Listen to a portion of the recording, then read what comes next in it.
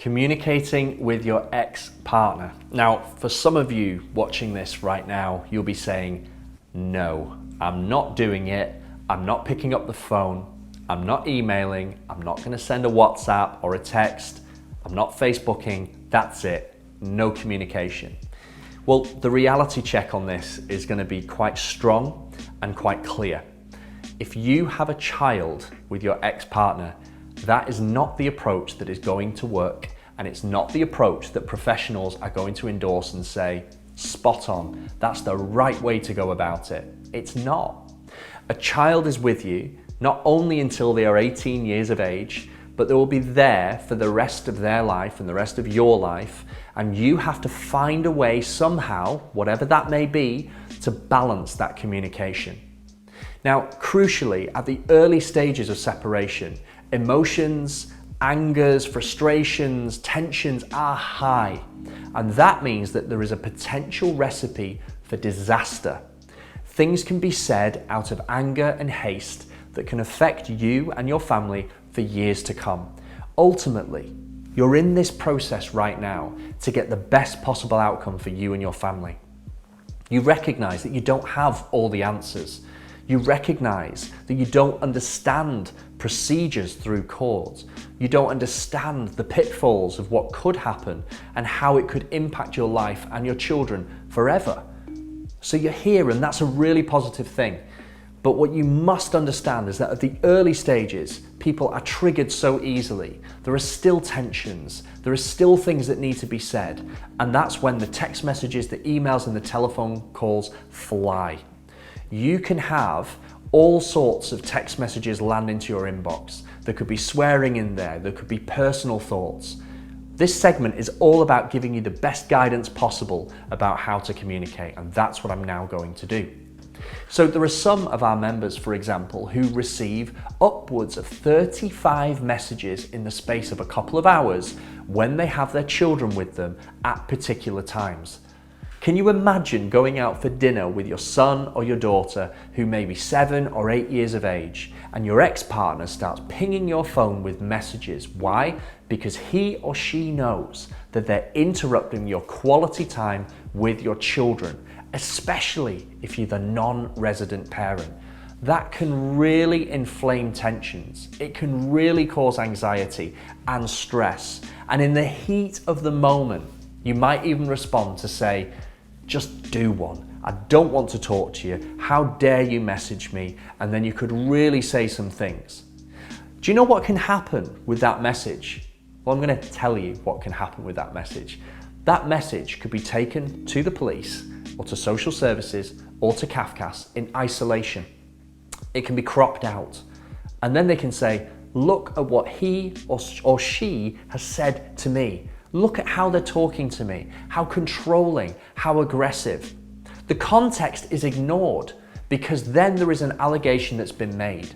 So the way that you respond is imperative. It is vital to respond in the right way.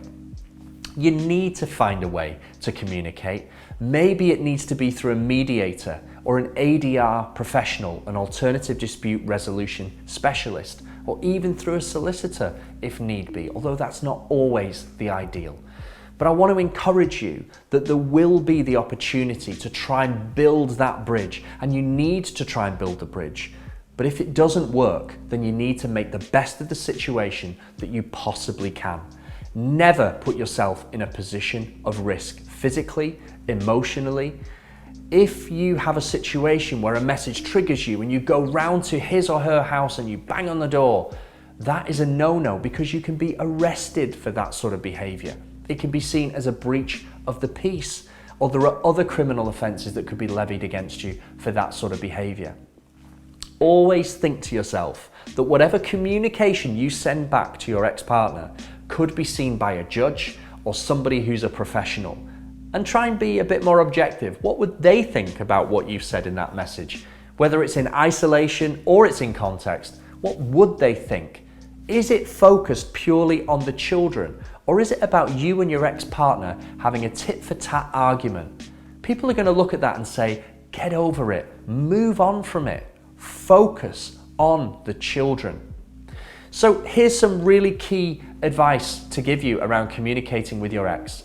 Try and make sure that everything is in writing, unless of course it's really amicable and you can communicate and it's a mutual separation. You both agreed it at the same time in the same way and it's cool. But if it's not, make sure it's in writing. We would also encourage you not to focus on text messages, but focus on an email or even use a communications app.